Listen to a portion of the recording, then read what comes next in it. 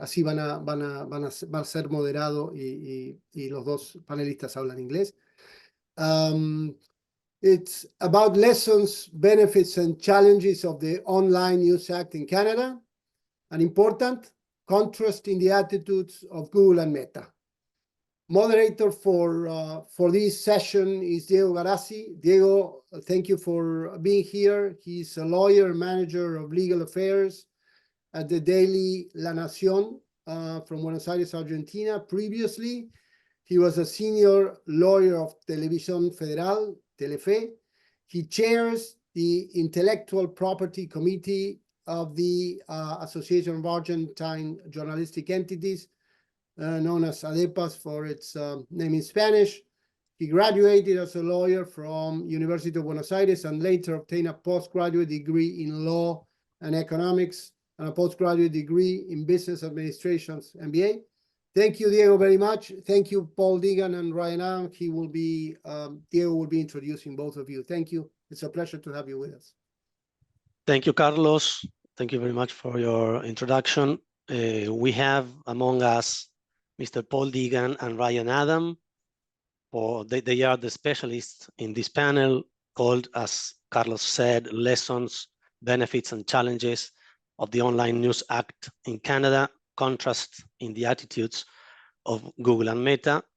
Paul Deegan is President and CEO of News Media Canada and Program Director at Deegan Public Strategies in Toronto.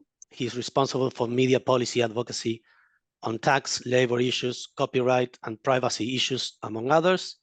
And Mr. Ryan Adam is Vice President, Public and Government Relations for Toronto Star, Canada's largest media company.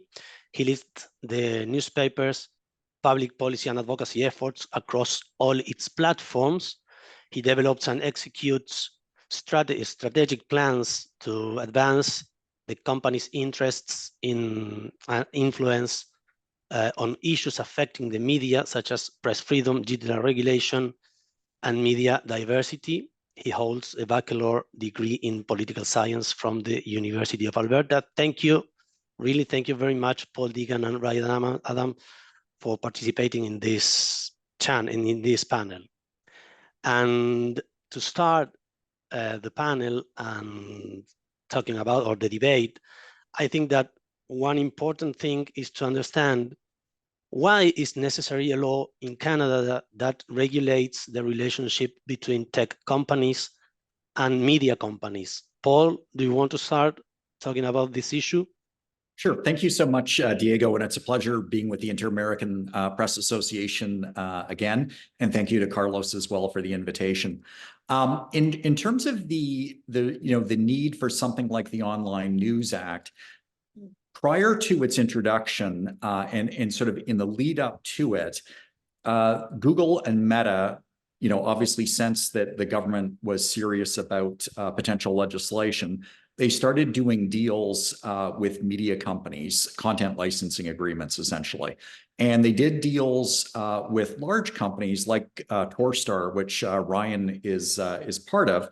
But they were essentially picking winners and losers. So they were doing deals with the large publishers, but not with the small publishers. And that was problematic. The other thing is, in terms of the deals themselves, they were really at the whim of both Google and Meta. So we felt that we needed legislation to make sure that upon renewal, that these deals would in fact be renewed. So that was very important to us. So we pushed the government, publishers pushed the government to introduce something akin to the News Media Bargaining Code in Australia.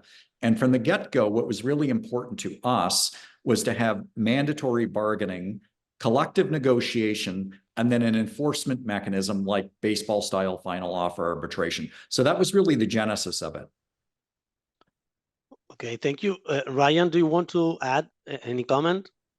Yeah, and I also want to extend my thanks for the invitation and for being able to participate on the panel. I just echo what Paul has to say around sort of the beginning of this sort of process and journey for us. I think the government took a look at sort of the market and sort of some of the layoffs, as I've heard people on this call discuss, and I hear around the world discuss around shrinking newsrooms and loss of revenue to online tech advertising and things of that nature. And I think that the government came back and said, look, we've got to figure out a way to keep journalism alive because it is essential to our democracy. It is important to local communities and small communities, as Paul has said, as well as large communities, like where I'm sitting here in Toronto, the media center of Canada in a lot of ways.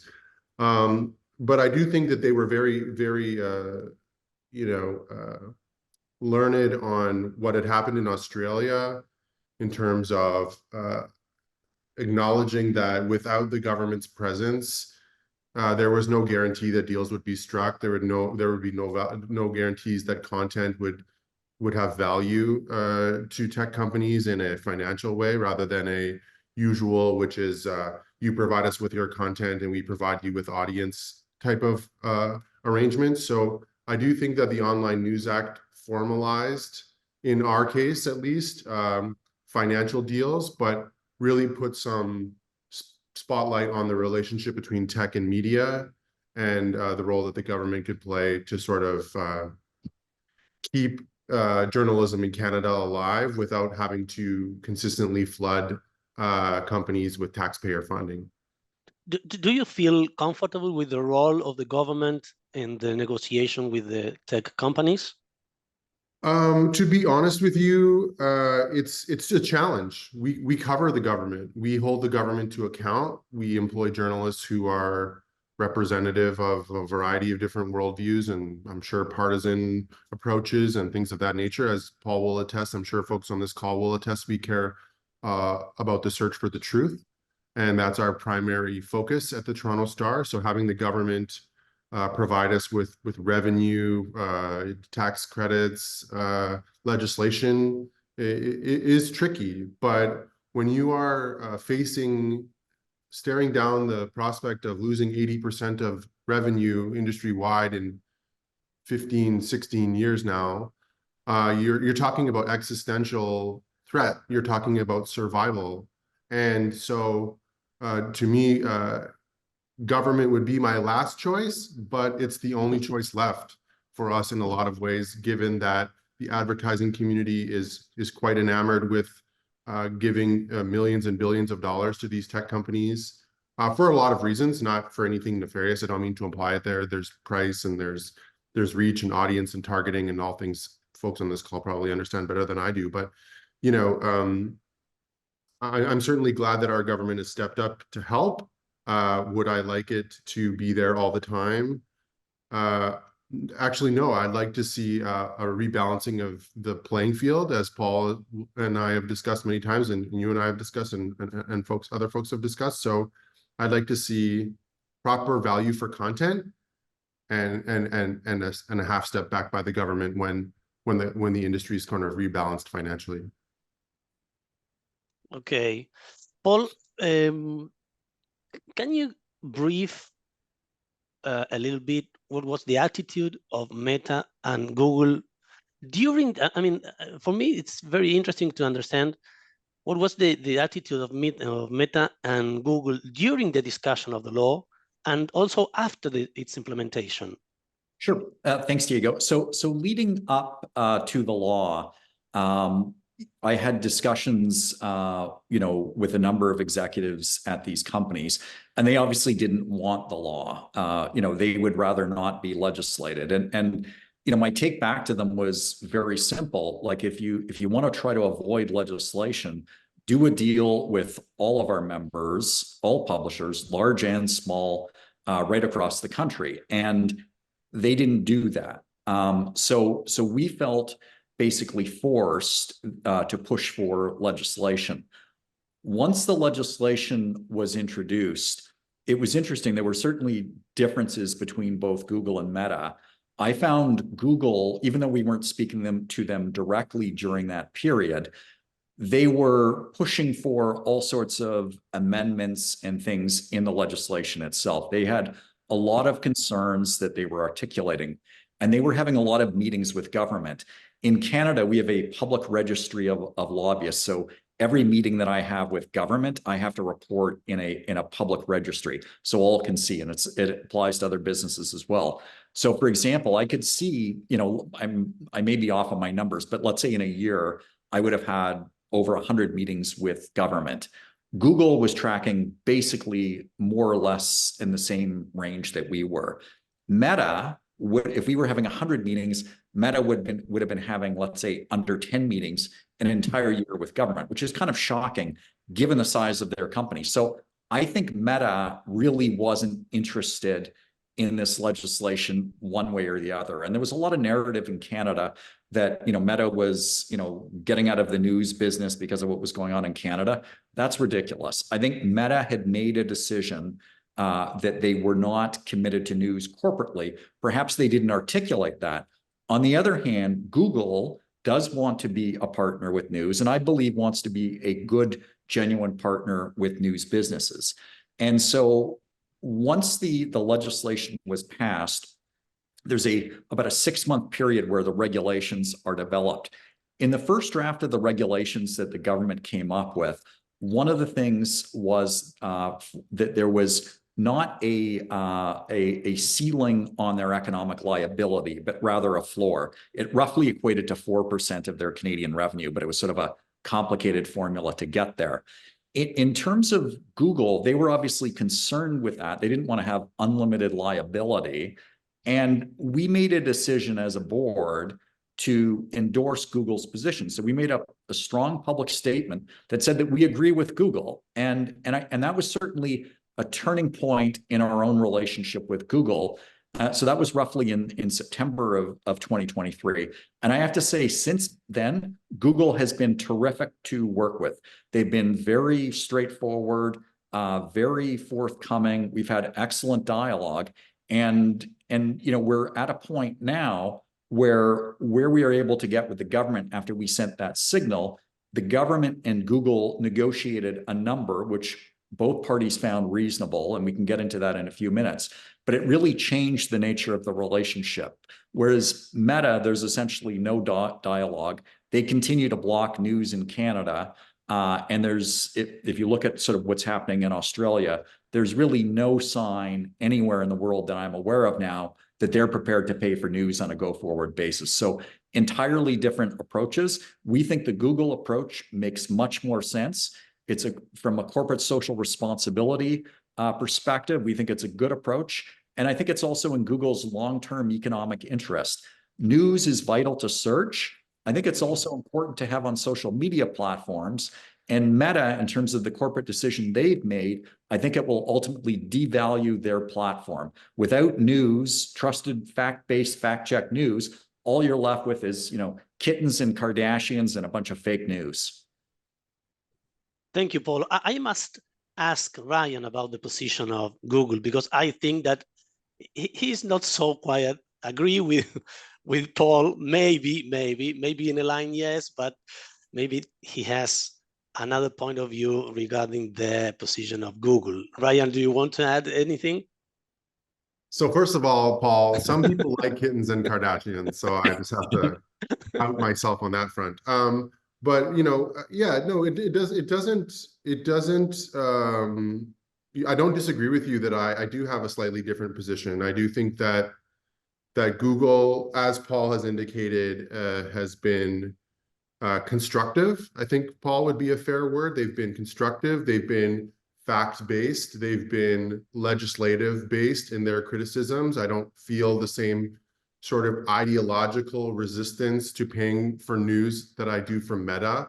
And to be clear and full in terms of full disclosure, we at the Toronto Star had financial content license agreements with both Meta and Google prior to the passing of the legislation. And now we are only with Google because Meta has decided to just vacate the space altogether. So that being said, I think that Google has disproportionately benefited from having news content on their platform, as Paul has discussed.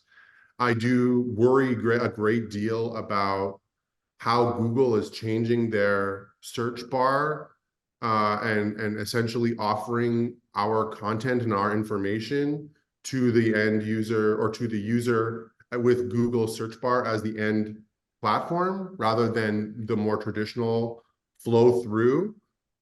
Click on our site to read the article, and then, that from there are all kinds of advertising and audience pieces. But I mean, it's fairly obvious if you look at the trajectory and success of the journalism industry that when Google and Meta arrived on the scene, the advertising dollars quickly evaporated thereafter. And there's a ton of reasons. I'm not applying anything nefarious to them, but certainly good evidence-based, fact-based journalism done by reporters costs money. And it costs money in salary, it costs money in legal, it costs money in research, it costs money in the office that they work in, it costs money in terms of tech. And when 80% of the revenue is then gobbled up by 2 or more companies, companies like ours have no choice but to downsize. And so, yeah, I would say while Google has been a productive partner in this C18 conversation, they do bear a lot of responsibility for the shrinking of the industry writ large. Thank you. And I offer nothing on Meta because I don't offer much on Meta because I do think, Paul can attest to this. They've had multiple opportunities to participate in standing committees in Parliament. Mark Zuckerberg has been asked to attend hearings for C18. Now in Canada, we have this online harms bill, which talks about online behavior and updating the legal code in Canada as a result.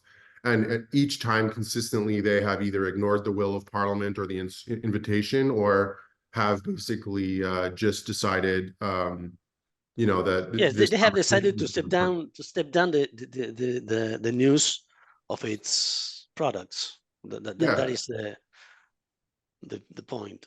And frankly, if I'm being honest, they haven't done a super great job of acting as a publisher in the past.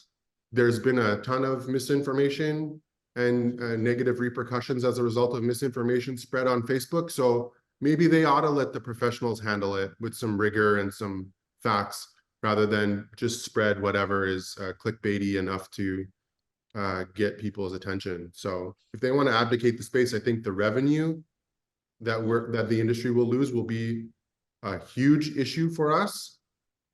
And certainly our smaller publications, because I work at Torstar, which is an umbrella of multiple companies. We have the large publisher, which is the Star, but we have local and regional and community-based papers, which disproportionately are affected by Facebook traffic and the loss of revenue.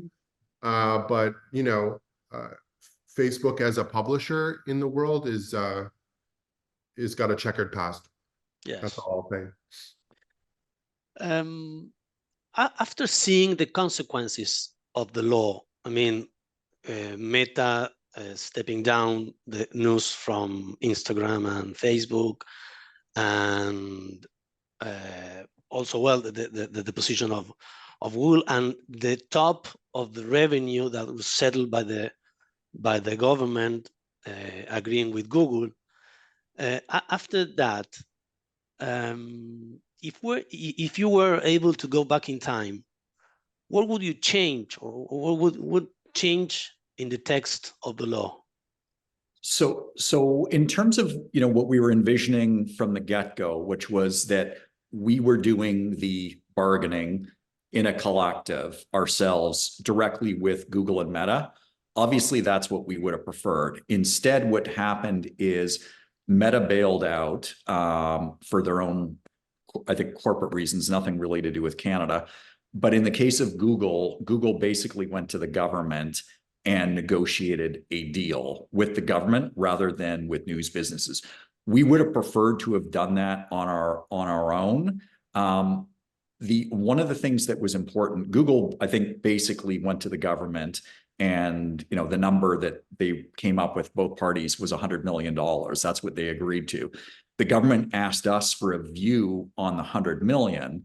And to be honest, we thought that was a light number, but what we were able to get in the regulations was a split enshrined in regulation, which said that the news publishers of the 100 million, which is indexed annually to inflation, and that's all cash, I should add, that we get 63% of the money. The public broadcaster gets 7%, and the other broadcasters get 30%.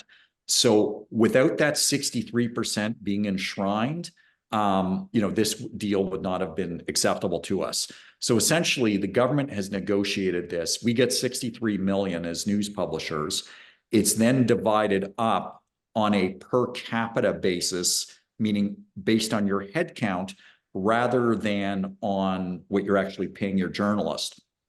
So in terms of who benefits more in this scenario, the smaller, community newspapers, the weekly newspapers effectively benefit more than the large urban dailies. So for example, within Ryan's business, he's got the Toronto Star, the big urban daily, but then he's got smaller publications as well, where presumably you're paying, at a weekly newspaper, you're paying in a remote area, you're paying, or a rural area perhaps, you're paying less than you're paying the urban journalists. So, I think the big one for us would have been, we would have preferred to have done the negotiating with Google ourselves. At the end of the day, we probably landed on a number that's more or less what we would have been able to get on our own. And just for context, if you look at, on the publisher side at least, this should equate to roughly $20,000 per journalist per year. That's better from my perspective, or as good, if not better, than what the New York Times got. The New York Times, if you look at the reporting in the Wall Street Journal of it, at least, the New York Times got roughly $19,000 per journalist. But our understanding is that is not an all cash deal. And again, knowing about some other deals, or at least a general sense of them, typically in licensing deals, it's been roughly, 2/3 cash, 1/3 non-monetary consideration. So I think at the end of the day, we've done quite well by sort of any global yardstick.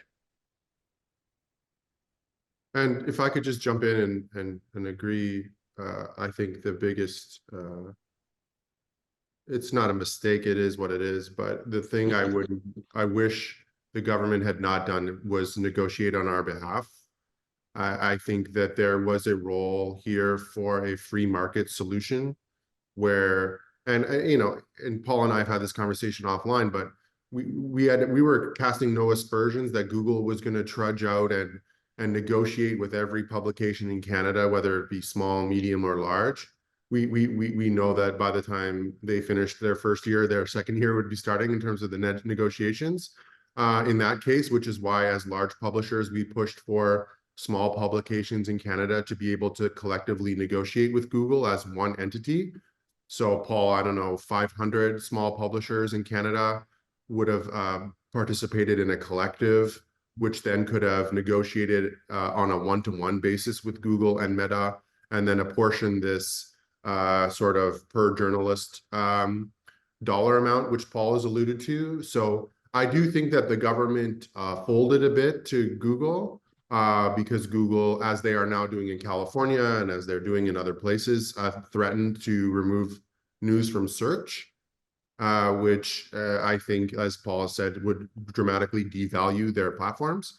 But I do think the government sort of said, let's find a reasonable middle here.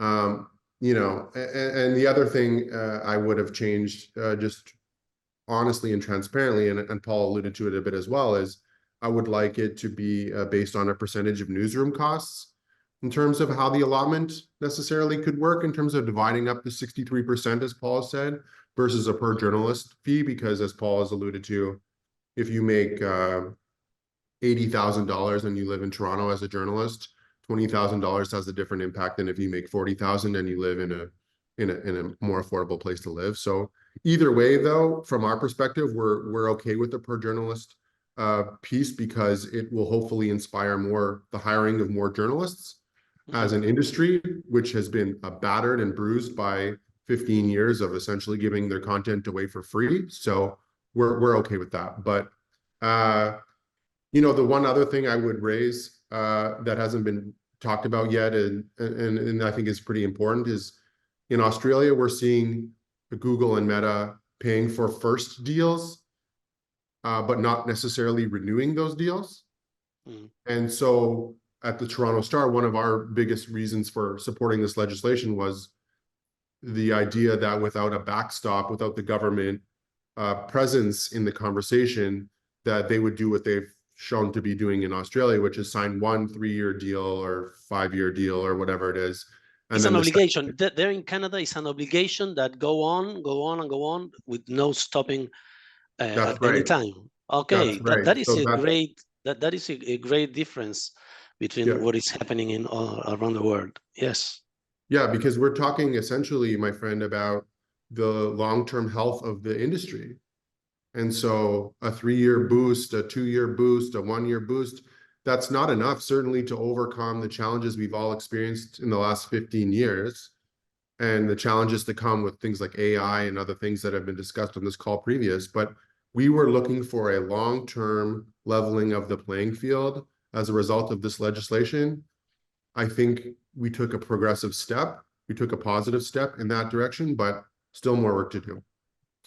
You know that the information that came down to Argentina, very down here in the south, is that one of the fears of Google is in Canada during the discussion of the law was how to decide which is a media company that has rights to receive money from Google.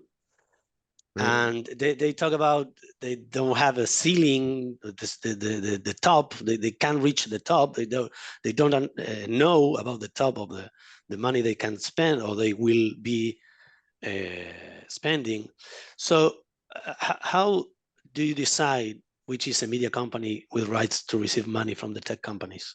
So in the legislation itself, it enumerates a definition around a news outlet, and it's largely mirrored on the definition to get the tax credits in Canada. So you have to cover democratic institutions, for example. You can't be not to pick on the Kardashians again, but you can't be sort of a lifestyle publication that's just writing about, Kardashians and where Drake had dinner last night and stuff like that. It's got to be covering, if you think of sort of, the cops, city hall, the courts, things like that. So it's general interest. It's also got to be original news content. So the definition in the legislation itself is it's not perfectly clear, but I think it's fairly clear. And it will be the job of the collective then that will be formed in terms of distributing this money to look at the legislation, look at the regulations, and make sure that it's legitimate publishers that are receiving the money. So it's got to be that general interest news that's covering democratic institutions and things like that. So for example, I'm sorry, Ryan, it's a question for you. For example, if the Toronto Star has another publication just with the topic of sports, you will be able to receive money just for the Toronto Star, but not for the publication with the topic exclusively of sport. Is something like that? That works like that? So the qualifications, Paul, just if I may say, produce news content of public interest, which is exactly what you talked about, covering democratic institutions, employ 1 or more journalists, operate in Canada, which makes sense, follows a code of ethics, which I think is pretty undervalued in this world right now. I think I heard on a previous piece of this, you have now influencers presenting themselves as journalists and, not doing things like fact checking or double sourcing or things that people require. And then, produce news that is not industry specific. So we are going to be asked by Paul and Google and others, the government, to identify the number of journalists we have working at, for example, at this Toronto Star, we have a publication called The Kit. It's a female-focused sort of fashion, cosmetic, all of that sort of industry. I'm assuming that those journalists are not necessarily going to be covered in the same way because it is the Online News Act and it's got to be production of news that is at the central focus there.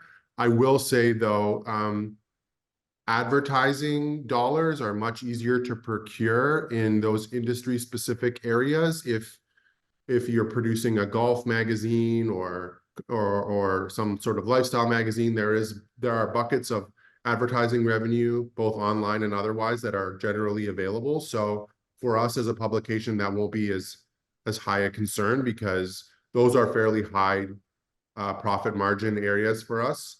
And the advertising dollars are available. What gets us into trouble, honestly, is when you have a reporter whose job it is to cover City Hall or the police or something that's of important value to our communities and to democracy, but it is, let's call it, not as advertising friendly, meaning, you don't want to put your ad for your company next to an article about a murder, for example. That to me is where we have a real argument to be made that this content has true value to the democracy, and certainly it drives clicks and audience for Google. And so we're perfectly okay accepting money from Google to pay a percentage of that journalist's salary moving forward. So to answer your question, Diego, industry specific, in my interpretation of the new bill, not applicable. Paul, would you agree to that? Yeah, 100%. Great. In a few minutes, I will open the panel to questions for the people who is attending. I have two more questions for Paul and Ryan. And one is, what is the similarities do you find between the process, what is happening right now in California with the threatening by Meta of blocking news access in Instagram and Facebook, with what happened in Canada in the same range of time? So, sorry, go ahead. I was just going to say, I've been to California and spoken in front of their legislatures and their Senate. And I did say during one of my testimonies, it felt like I was coming to them from the future, because it was so similar. The conversations that were taking place, like publishers being incentivized to modernize and emerge on new platforms, and all of this conversation existentially about how the industry can pivot to survive. And yet, listen, this is a market failure. This is a loss of 80% of revenue in terms of advertising, when over a very short amount of time, I would find it difficult to have any industry that would survive that. And so in California specifically, like, there's some very similar things, Paul, I'm sure you would agree, in terms of what they're doing. And so they have certain news media publications who are saying charging Google money will break the internet. There's complaints about link taxes, which, we could dive into deeper if you want.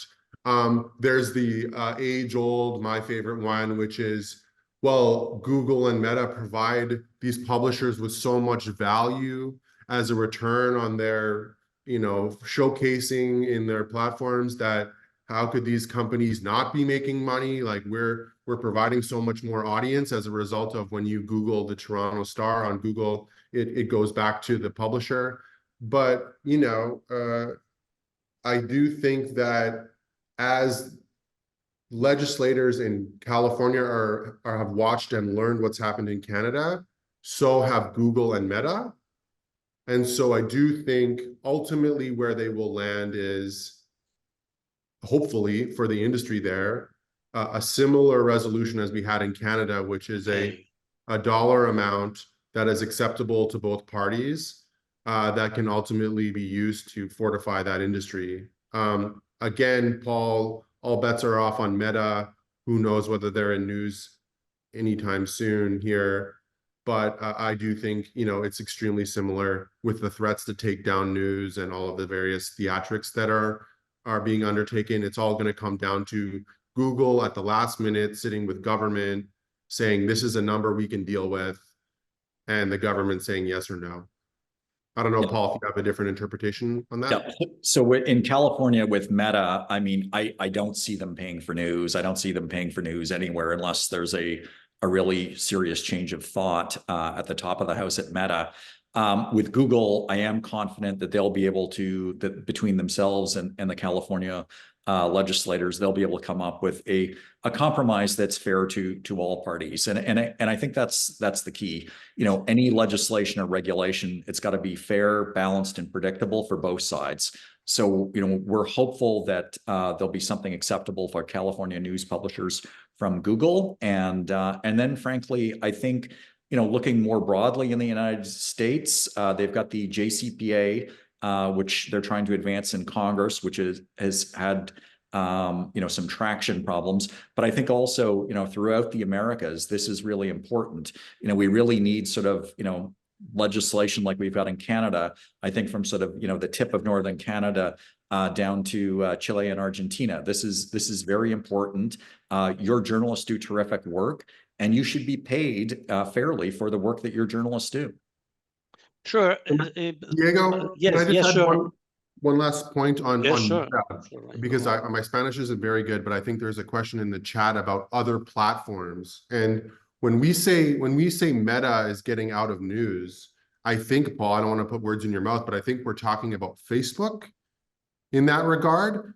But if you look at Instagram, you look at Threads specifically, there is a ton of news content that is shared on Threads. So I think Meta, and I think the government is onto this now, is being a bit cute with how they're classifying their leaving of the space with respect to news. Now, the Online News Act has some fairly specific traffic and revenue qualifications for individual platforms to be compelled to pay.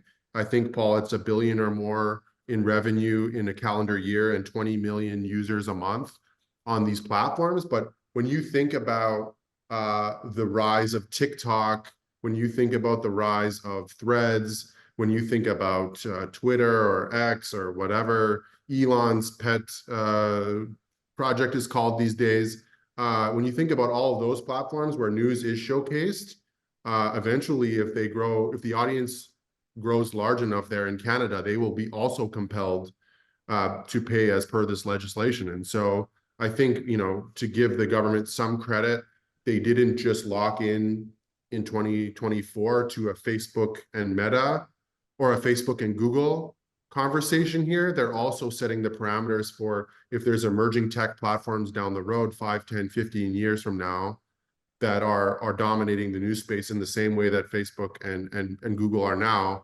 those platforms will also be captured. So when we say Meta is leaving news, I always get a bit of a smirk on my face because Threads is just basically a copy of Twitter, which is where every journalist hangs out. Mm-hmm. Yeah, I guess I should clarify, Meta getting out of paying for news. Yeah, right. Paul, as CEO of News Media Canada, are you thinking about taking to trial to Meta for blocking the news there in Canada? Yeah, so we filed a complaint along with the public broadcaster and the private broadcaster group, a complaint with our Competition Bureau.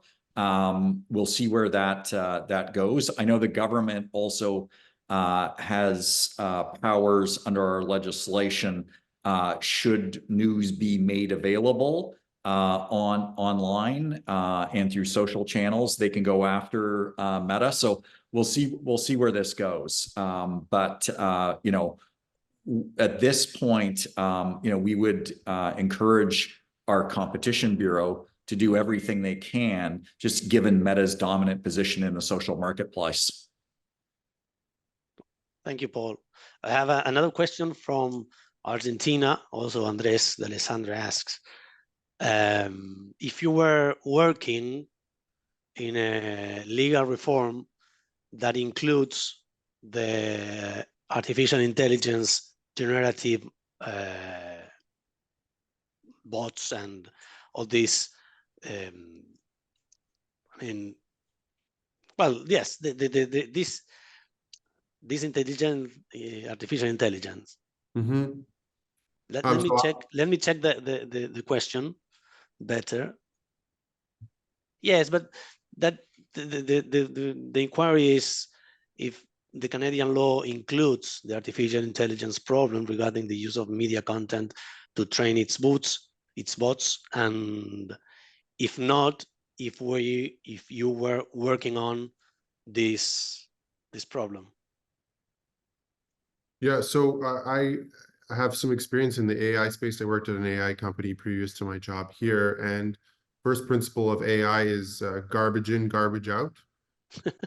If you don't put in high quality, fact-based content to any algorithm, it will largely be useless in a lot of ways. And so applying that to my job now here at the Toronto Star, we are, just to tie the two conversations together, we are looking to pursue a legal avenue against Meta moving forward, as well as working on conversations in the AI space to apply market value to our content, where we are working collaboratively with our friends in the United States and other places where, you know, they are having these similar conversations. There's a New York Times conversation going on. There are other places in other corners of the world where, you know, we are collectively struggling to assign true market value for this content. I do think that, again, this goes back to the first principle of journalism, which is that the truth has value and our content has value. And yet we're still going to be blown away, I believe, with the overall impact of AI on our society just writ large, but then how disruptive it will be in our industry as well. We are grappling with that every single day. So you'll probably have other people coming on later on who can speak about this more eloquently than I can. But Paul, I'm sure you would agree that our industry is extremely concerned about AI and the disruption. Yeah, absolutely. And we've obviously looked very closely, just back to your previous panel, at what AP and Axel Springer have done, you know, talking with publishers who are negotiating. And I think, you know, this is one where if these companies do not do deals with publishers, I think, you know, the next step is legislation and regulation. So I think it's, you know, one of the lessons perhaps for them looking at the Online News Act is to see what happens. So we're hopeful that they will do deals with publishers, both large and small. Thank you. Well, I have here a really interesting question by Jose Alfredo Arnold Morales, who asks if the Online News Act in Canada will be a precedent to legislate in the same sense in the United States and in the rest of the continent. I think well, it's interesting. I see we've got Danielle has just joined, and you know, yes, sure. How, Danielle? Perfect timing. Yeah, our Online News Act and the JCPA are not identical, but they're similar enough. And I think, you know, this does send a signal to legislators in the United States about the value of news and the importance of these platforms paying for news. I think that, yes, Ryan. Advertising-wise, the United States is the crown jewel for most of these companies, and I think that's where the fight will be hardest against this type of legislation. Certainly, you're seeing it in California. You're seeing it in other places. I don't know if you would agree with this sentiment, Paul, but I do think that our proximity to the United States led to Meta specifically taking a more bare-knuckled, tougher approach to cause some questions in California and other places. But, you know, frankly, I do hope that this type of legislation does move around the world, because this is an industry-wide issue. And I do think that we are going to wake up in a world someday without journalism if we're not careful. And I think we'll all really regret that. And real journalism, as we've discussed, and real journalistic content costs money. So I'm hoping that governments in a limited capacity will follow suit with Canada. And frankly, I hope that Google and Meta recognize their value in this conversation as well, and embrace their role as an active participant in our democracy and act as good faith actors. I don't always subscribe to this idea that we need to think of them as enemies. They are partners in a lot of ways. We're just acting them to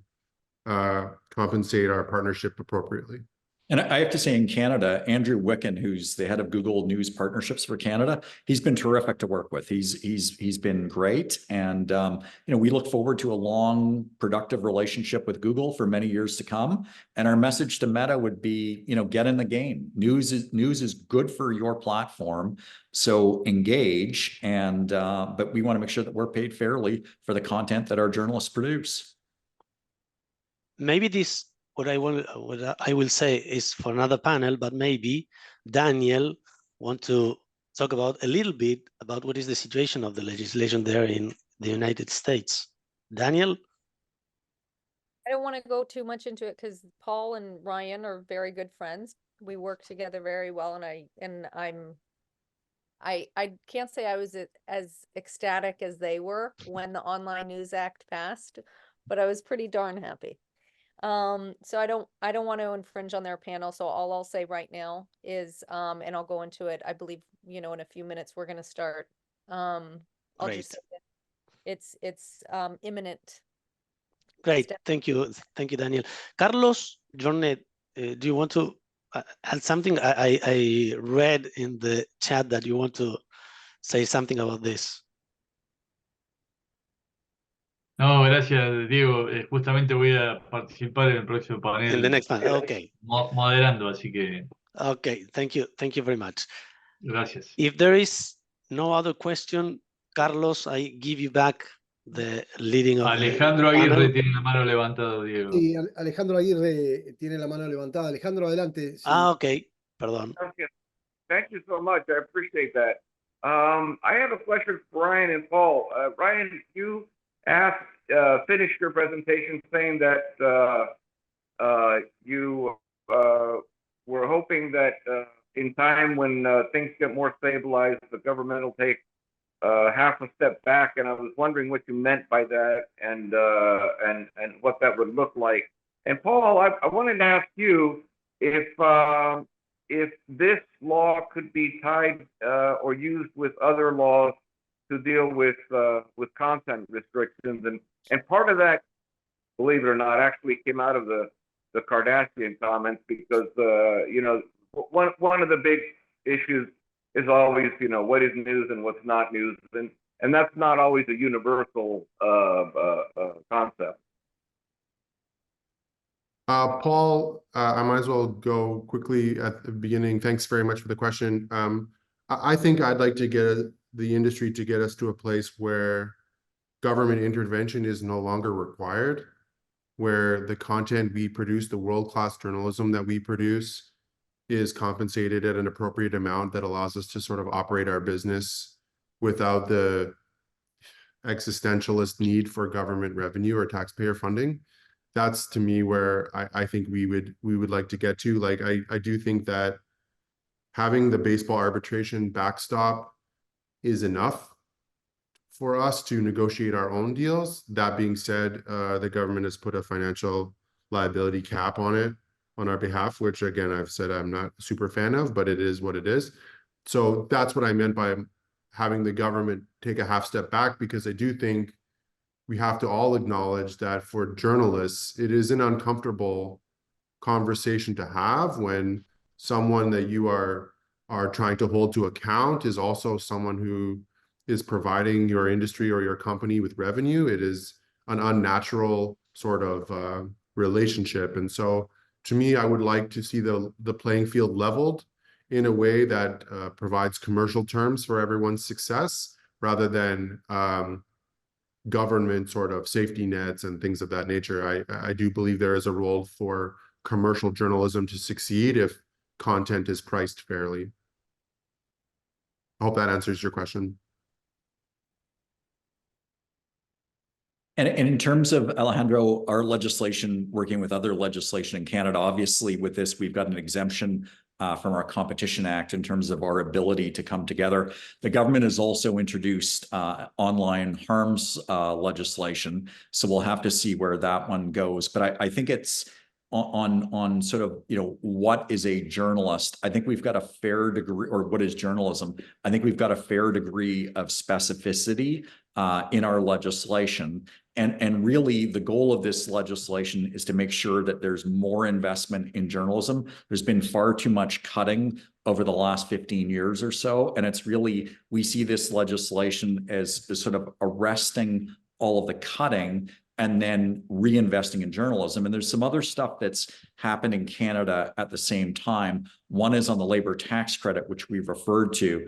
It used to be a 25% refundable labor tax credit. That's been increased to 35%. And the salary cap on that has gone up from 50,000 to 85,000. So, things like that are attractive and are making investment in journalism more attractive. So we're really hoping that between the support from Google, the content licensing under the Online News Act, and the federal labor tax credits, that we've got people reinvesting in content, because ultimately that's what's going to drive subscription revenue. And as you look at sort of advertising revenue generally just going down, we need, I think not all publishers are going to offer a subscription model, but I think for many, that is an important vehicle. And so the only way to drive subscription revenue is to invest in high quality content. Carlos, we have one hand up more, that is Jaime Mantilla. I think that we have 2 or 3, 4 more minutes to hear Jaime. Yes, we can listen to Jaime, and then we'll give the other panelists are here, so we would like to start as soon as possible. Thank you. Gracias, muchísimas gracias.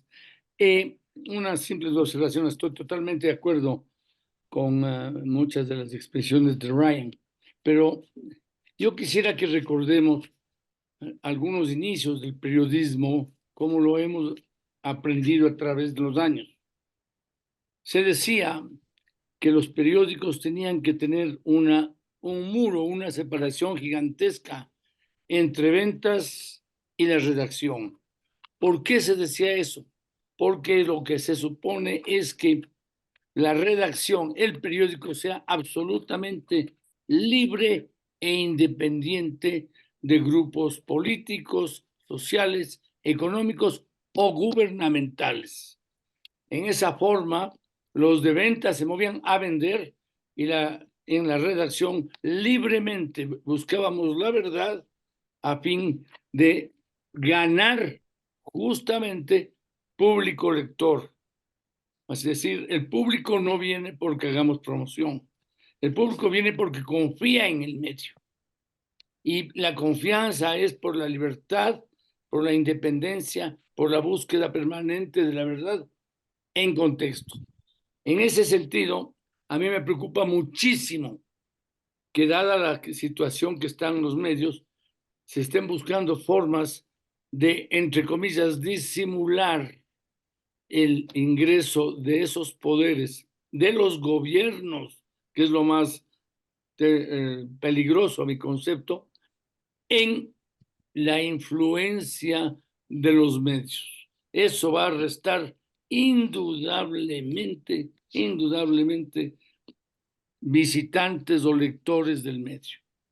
Yo insistiría que la labor tanto de la Sociedad Interamericana de Prensa como todas las organizaciones, a lo menos en América Latina, tengan que estar dada en la búsqueda de soluciones económicas sin violar los principios estos de libertad, independencia de grupos de cualquier tipo. Gracias. Thank you, Jaime. What is saying Jaime is something similar to what Rosendo Villavicencio said in the chat. He says that the ethic code must be above of the economic issue. Should be the first point for the media to comply. And That's- Diego, that's Yeah, sure. I'm in complete agreement. That's why these are, and the law was intended to facilitate commercial arrangements between tech and publishers without government intervention. And so I am in complete agreement with everything the questioner said about it is an uncomfortable, unnatural relationship to have government involved in journalism Sure. in any way. It's just we're in a particularly disruptive and troubling moment here, where we're staring down the barrel of losing it all. So that's why I believe the backstop is good to have, but we certainly don't want, and I'm sure Google and others don't want government playing around in the negotiation moving forward. Well, Paul, Ryan, for me, it was a pleasure to moderate this panel. It was really clear and very, very interesting for me, and I think for the rest of the attending people here. So, Carlos, I give you back. Thank you, Ryan. Thank you, Paul, again. Give you back the leading of this panel. Carlos, all yours.